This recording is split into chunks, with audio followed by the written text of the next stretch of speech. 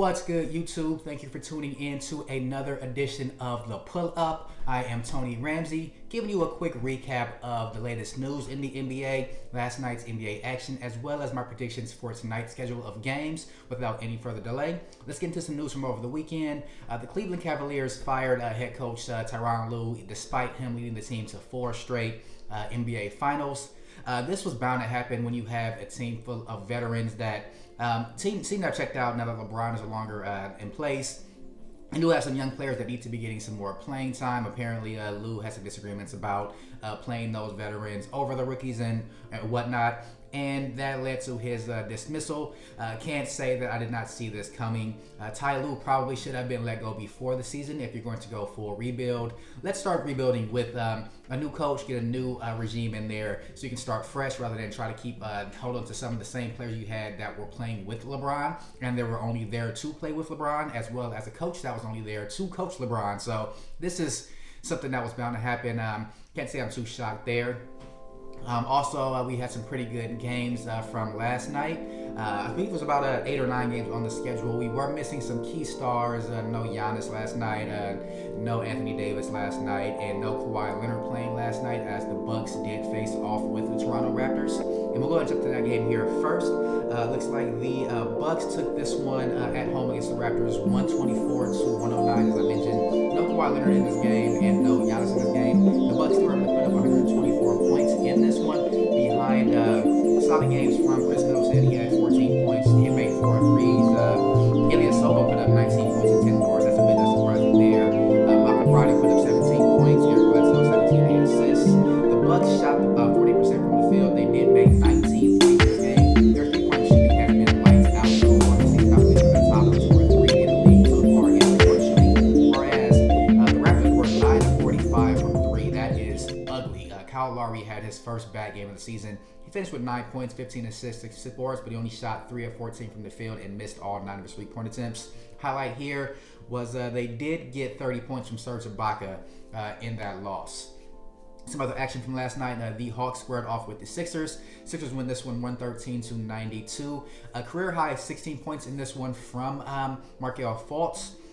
No one else really stood out in this game. You did get 21 from Ben Simmons, 12 boards, 9 assists. Embiid only with 10 points in 30 minutes. He really wasn't needed as the Sixers handled this one pretty easily to put themselves a game above 500 now. They have won all 4 of their home games, but have lost all 3 other games on the road. So if they can find a way to balance that out a little bit more, they'll be in good shape going into the middle months of the season. Kings over Miami in Miami, 123-113. That's a bit surprising there. De'Aaron Fox continued his hot start for the season, 20 points, 8 assists in this one. He did have 6 turnovers, but they still won the game by 10 points, so not too much to worry about there. Willie Cauley-Stein with 26 and 13 against Miami. That's surprising given that Miami does have some big men that can clog up the paint there, but he was giving Hassan Whiteside all the buckets, even though Whiteside did put up 16 points and 24 rebounds. He did get 31 points from Josh Richardson in this loss. Another action from last night, Knicks over the Nets, 115-96. Frank Ntilikina with 16 points in this game. Tim Hardaway Jr. with 25. Nothing to talk about the Nets. They didn't look good in this game. We'll go ahead and move on to the next one. Warriors over the Bulls, 149-124, despite their starters only playing about 3 quarters in this one.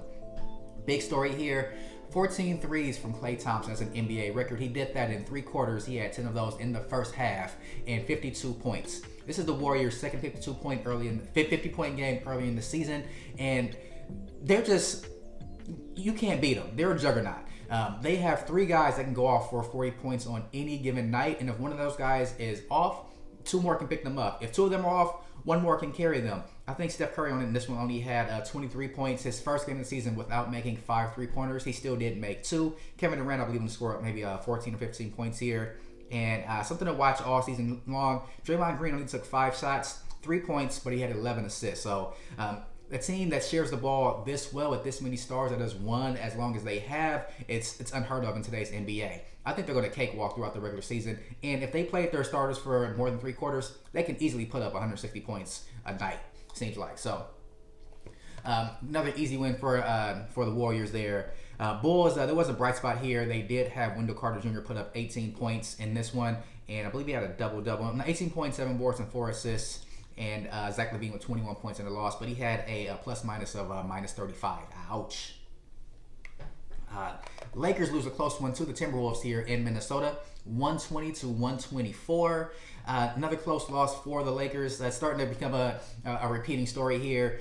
They are now 2-5 on the season. Jimmy Butler with 32 points in this one. He did hit 6 threes. Karl-Anthony Towns played very well in this game as well. He didn't shoot the ball that great, but he was very aggressive from the beginning of the game. So that's something good they can build on for him as the season goes along. LeBron with 29, 10, and 7 in this game. Brandon Ingram returned from a suspension to put up 24 points, but he did have 5 fouls when he was able to play 25 minutes. Moving on, we did have the Spurs taking on the Mavericks in San Antonio. This one went into overtime. Spurs won this one 113 to 108. Luka Doncic did put up 31 points for the Mavericks. That's a career high for him. He looks very comfortable so far early in the season. And I think they have a cast that's going to allow him to continue to look comfortable, as they do have people that can set good screens for him. He's very good in the pick and roll, and he can hit open jump shots. So that's a recipe for success in today's NBA. I think Luka Doncic is going to be a pretty solid player going forward. Dennis Smith Jr. with 22 in the loss. For the Spurs, DeMar DeRozan put up 34 points, 6 boards, and 9 assists. He has been doing a great job taking over the playmaking duties here for the Spurs without a true point guard at the moment. And if they continue to do this, they should be fine going on. They are now 4-2 on the season. I had them in the running for that last playoff spot, but they're looking a little bit better than that right now, while some other Western Coast teams look like they are going to be down at the bottom of the standings, or if out of that playoff picture if everything's ended right now. But it is a very long season. We have a few more months to go before even the All-Star break, so a lot to get unfolded here as the season rolls along. And lastly but not least, we had the Pelicans losing to the Nuggets. As I mentioned earlier, no Anthony Davis in this one. Denver won this one 116 to 111. Denver is now 5-1 on the season. Mirotic with 17 points and 10 assists 10 rebounds in this one. Nikola Jokic had a pretty quiet game, but they did get 23 from Jamal Murray and 23 from Gary Harris as well. Paul Millsap had his first solid game of the season as well. He did have 18 points and 8 boards in this one in only 27 minutes.